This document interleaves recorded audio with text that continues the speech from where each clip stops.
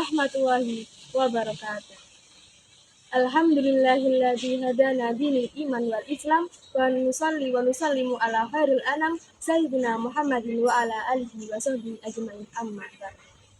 Yang terhormat pengasuh Pondok Pesantren Mabdaul Ma'arif Nyai Hajah Erin Muzayyanah Agus Nizam Masyuri dan seluruh keluarga dalam yang kami harapkan barokah manfaat ilmunya, dan hadirin yang insya Allah muliakan.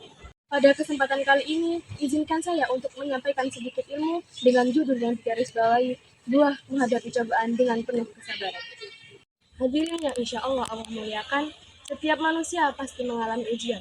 Ujian adalah salah satu sunatullah hukum-hukum kehidupan yang pasti kita alami, seperti kehilangan, kesusahan, maupun penderitaan. Allah Subhanahu wa Ta'ala menerangkan pada firman-Nya surah Al-Baqarah ayat 155, yakni A'udzu billahi minasyaitonir rajim. Bismillahirrahmanirrahim. Walanabluwannakum bisyai'im minal khaufi wal ju'i wa naqsin minal amwali was tsamarat wa basyiris shabirin. Artinya, dan sungguh akan kami beri sedikit cobaan, ketakutan, kelaparan, kekurangan jiwa, harta, dan buah-buahan. Dan berikanlah kabar gembira kepada orang-orang yang bersabar.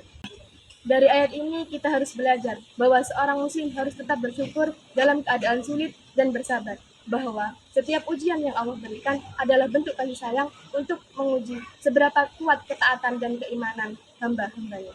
Hadirin yang insya Allah muliakan, ada 3 bentuk sabar yang harus kita tanamkan pada kehidupan kita.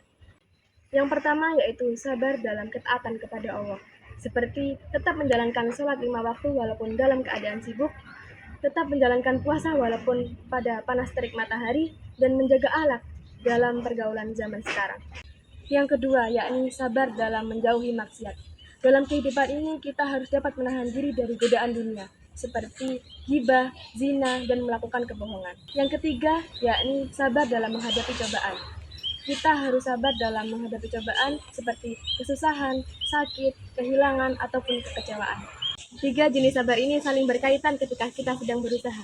Memiliki 3 jenis sabar ini, ingatlah pada firman Allah surah Al-Baqarah ayat 153, yakni Bismillahirrahmanirrahim.